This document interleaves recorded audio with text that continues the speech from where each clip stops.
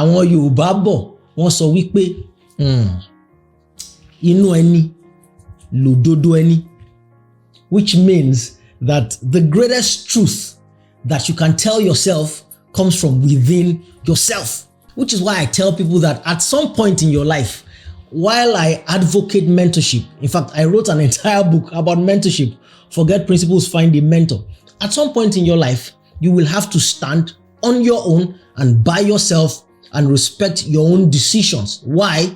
Because the truth that comes from inside you, assuming that you've been well prepared and schooled by masters and mentors, is the greatest truth that you can have. Inú ẹni lòdodo ẹni. What comes from inside you is your greatest truth. I say this in reference to Bayo Omoboriowo's interview, which if you didn't watch again, you're out of sequence. See that interview with Bayo Omoboriowo, a guy who went from deprivation and a very modest background to the highest echelon, to the pantheon of the photographic greats on the African continent. And Bayo kept referring to the fact that his journey seemed predestined, that he would ask God, he would speak to God, he would listen to God, he would listen to his inner man, and he would be directed, that his journey seemed directed.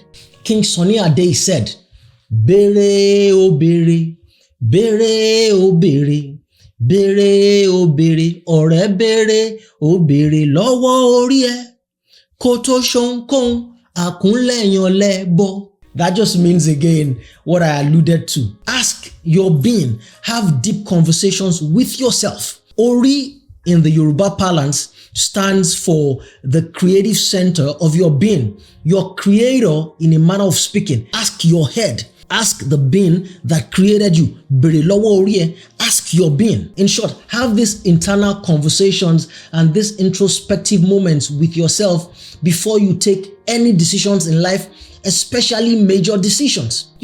Before you leave one place to go to another place, have these conversations with yourself. Before you marry that person, have these conversations with yourself.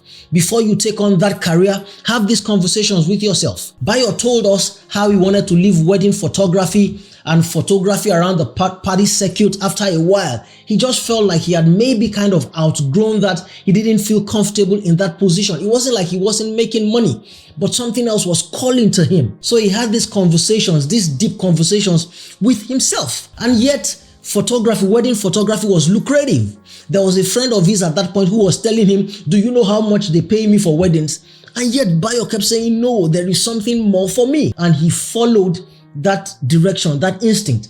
And the rest, as they say, is history. So I'm saying that for you today, have these conversations with yourself. In short, pray. And when I say pray, it doesn't mean falling down on your knees and closing your eyes and doing all of that, all this drama. No, just have these introspective moments with yourself. Speak to yourself. We are all different. We are created differently. And depending on your theology, we probably had a life or several lives even before this life, and we may have several after this life. So you are a continued journey across several planes of existences if you believe in that theology.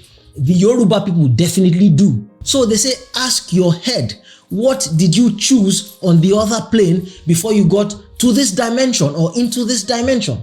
In short, to round this all up, the crux of this is don't do stuff simply because, number one, you see other people doing it, because other people seem to be successful in doing it. As a younger person, that is not a problem, because as a younger person, to find our feet in life, we often go into something because other people, attract us to that thing. That is good for young people. But at some point, as you grow older, you must begin to find your own authenticity again from within yourself, which is why one of my favorite sayings is, and you know this if you followed me for a while, is that life begins at 40.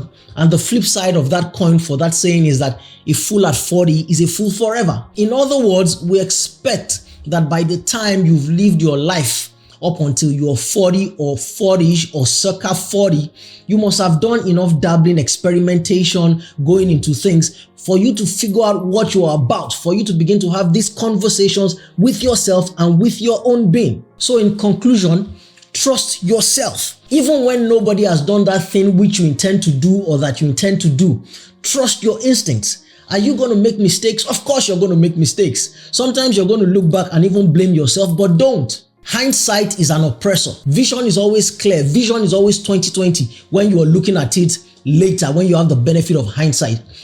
But in the moment, if you feel like doing something and it's strong within you, and then you've had these introspective conversations with yourself, you've prayed about it, you've asked your being, if in the end you're convinced you should go in that direction, even when it seems nobody has gone in that direction, then go. But I must add, please do not gamble. There is a difference between gambling and risk-taking. You must take risks in life. There are no rewards without risk-taking, but don't gamble. What is the difference?